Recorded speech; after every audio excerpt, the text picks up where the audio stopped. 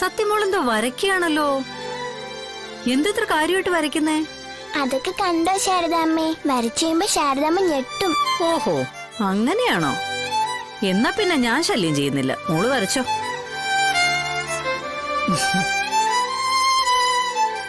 ആ, കൊറേ പൂക്കളുണ്ടല്ലോ. ഇതൊക്കെ എവിടുന്ന് സംഘടിപ്പിച്ചു? പല സ്ഥലത്തു നിന്നായി സംഘടിപ്പിച്ചതാ. ആവശ്യത്തിന് കിട്ടി.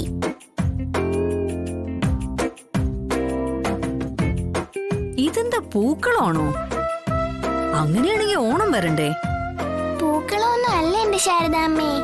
ഞാൻ പറഞ്ഞില്ലേ ഇത് വരച്ചു കഴിയുമ്പോ ശാരദാമ്മ ഞെട്ടുവെന്ന്. ഓ ശരി, എന്നാ ഇനി ശാരദാമ്മ ഒന്നും പറയുന്നില്ലേ? വരച്ചു കഴിയുമ്പോ നോക്കാം.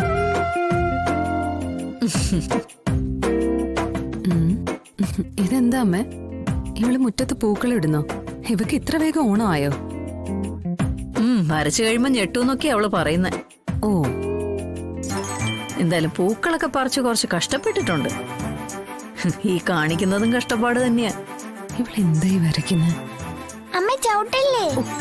ഓ, ഞാൻ ചവിട്ടിയില്ല.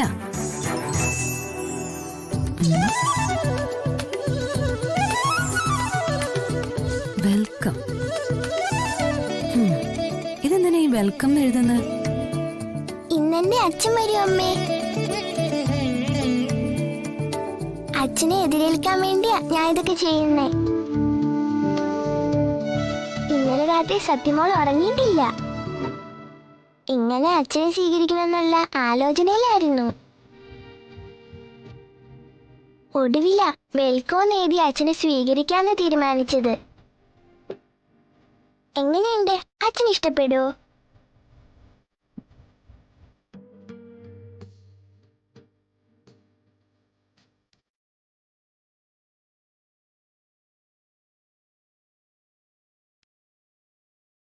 എന്താ ഇവളോട് പറയേണ്ടത്? ഈ സന്തോഷം കാണുമ്പോ ഒന്നും പറയാനും തോന്നില്ല.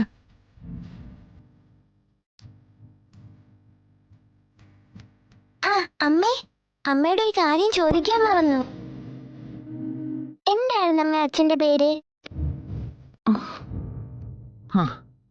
വെൽക്കോന്ന് എഴുതിയിട്ട് അച്ഛന്റെ പേര് എഴുതണ്ടേ? എന്നാലേ അച്ഛന് മനസ്സിലാവും അച്ഛനെ സ്വീകരിക്കാൻ ഇത് എഴുതിയിരിക്കുന്നതെന്ന്.